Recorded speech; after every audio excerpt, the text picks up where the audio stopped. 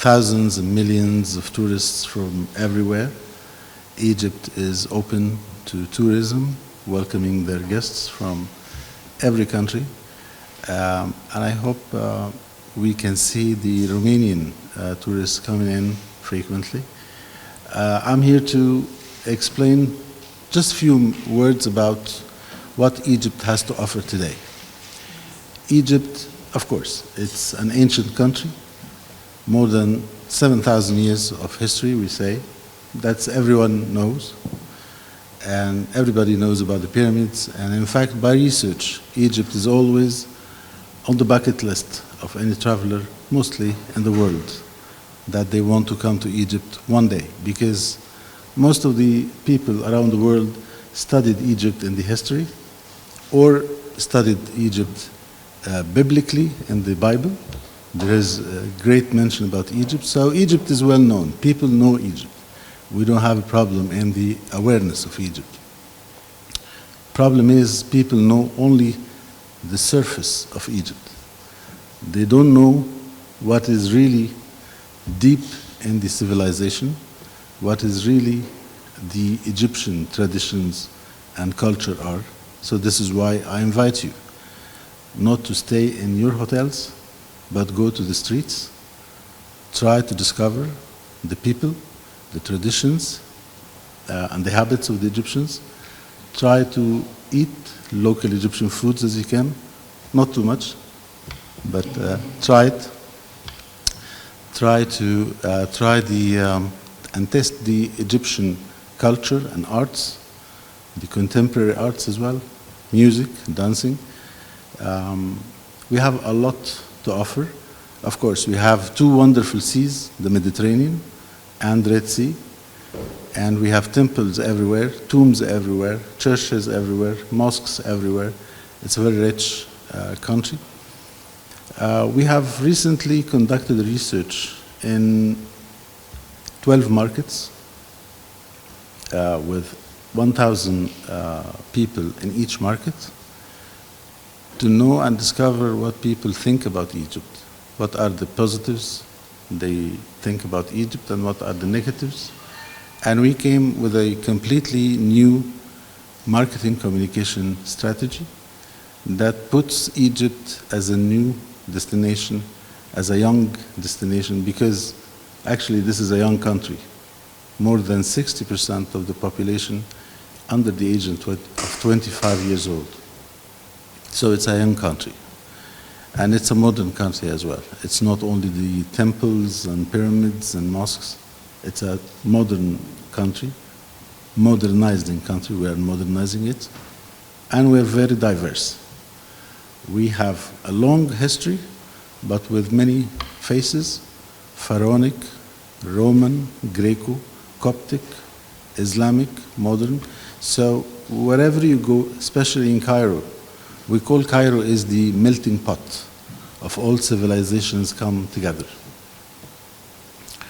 So our new communication strategy will present Egypt as alive. That is our motto, our spirit, Egypt alive.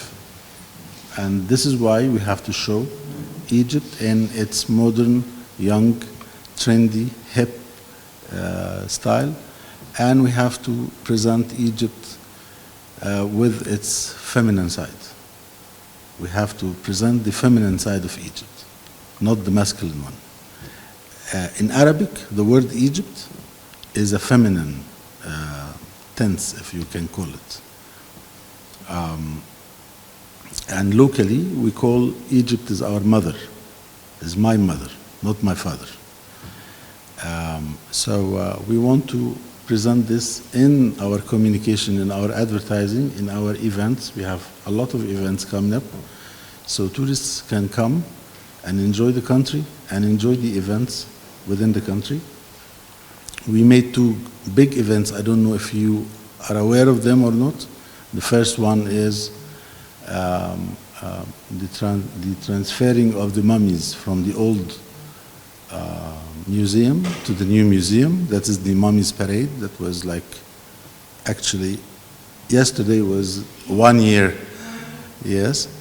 And the other one is the Luxor parade that happened in November last year. And starting from this year, Luxor parade will be an annual event. So a tourist can mark his calendar.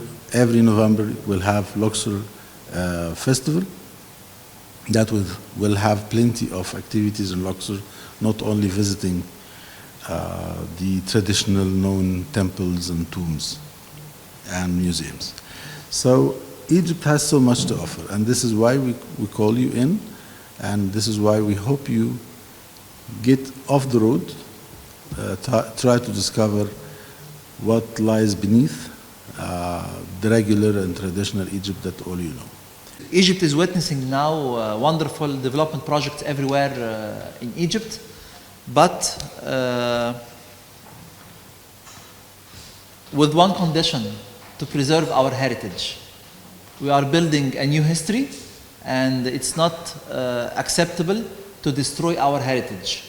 And you can witness that during the last few years, Egypt opened more than 20 museums and more than 100 archaeological sites. Egypt is very proud with its past and future, and there is no affrontation between the development and the preservation of archaeological sites. I'm Minister of Antiquity before being Minister of Tourism and Antiquity since March 2016. And I had the honor and pleasure to open restoration projects in temples, in Greco-Roman temples, in Islamic monuments, Christian monuments, Jewish monuments, and modern palaces, and more than 20 museums. And we are building the Grand Egyptian Museum, which will cost more than $1.2 billion. So our heritage is a priority, and we are very proud of it. And the two events that we organized last year, the Mummies Parade and the Luxor Avenue ceremony, confirm that we are very proud of this huge and great past.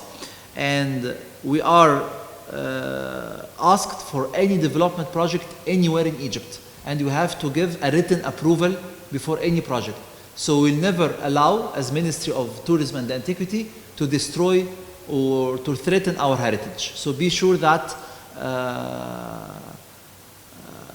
we are very willing to enhance the development project, but we are preserving our heritage.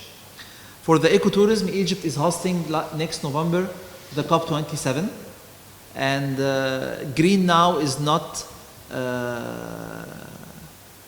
a decision, it's not a luxury anymore, it's a must. And we launched with the Ministry of Environment 2 years ago a campaign entitled Ecotourism, and we issued many ministerial decrees during the last few weeks and months to oblige all hotels in Egypt to become green. And all hotels in Sharm el-Sheikh before the COP has to have a certificate that they are green before the COP27, and the other governorates will follow. And we are working closely with the Ministry of Environment to preserve our natural heritage, like we are preserving our archaeological sites, because we do believe that tourism has to be sustainable, so we have to preserve this natural heritage that we do have. Egypt has more than 30 natural protectorates in Egypt. We have more than 2,500 kilometers of coasts. We have thousands of fishes and birds, so we have to protect this for the next generations. So they are tourism and ecotourism, I think they are compatible.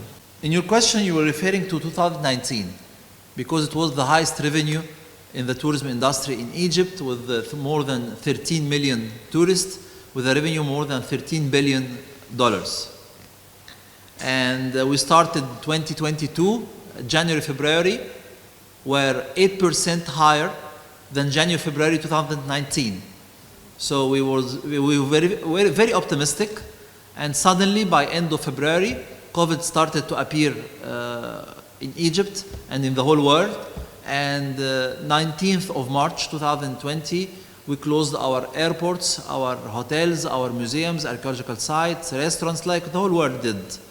And during more than 3.5 months, we worked seriously on the capacity building, in the establishing of the precautionary measures that we did with the Ministry of Health, with the Hotel Association in Egypt, with the Ministry of Civil Aviation. We resumed the domestic tourism mid-May, only 8 weeks after we stopped the tourism, with 25% capacity maximum for the hotels and the restaurants. Then 1st of July, we opened the inbound tourism with 50% capacity, only for South Sinai and Red Sea. 1st of September, we opened the Nile Valley. So we take it really gradually.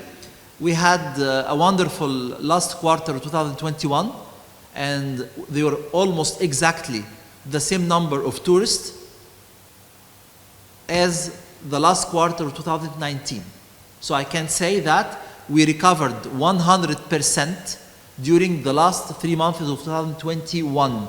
And this, I think, it was a wonderful achievement, and it shows a confidence from the governments, from the tourists, from the tour operator, that Egypt is serious, Egypt is respecting its tourists and visitors, and I think that encouraged the tourists to come back to Egypt. And it's something really exciting to see that Romanian tourists, their number was doubled in 2021 than 2019. So it is one of the source markets that showed a very big interest to Egypt. They were among the first to come back after the resumption. We welcomed more than 210,000 tourists from Romania versus less than 100 in 2019. Because the Romanian tourists love heritage, love Christian monuments, Islamic monuments, archaeological sites, museums, and of course the Sun and Sea that we have in South Sinai and the Red Sea area. Because what happened in 7 years in Egypt cannot be mentioned in minutes. But if we can mention only some touristic destination, Galala, it's a new resort on the Suez Gulf on the Red Sea. It will open in the coming months with a port and with customs. It's a wonderful destination with 3 big hotels in the mountain. We'll open this summer New Alamein in the Mediterranean area on the northwestern coast of Alexandria. We'll open New Mansoura, New Aswan. We opened already New Aswan. Our president opened it 3 or 4 months ago. The new capital, of course.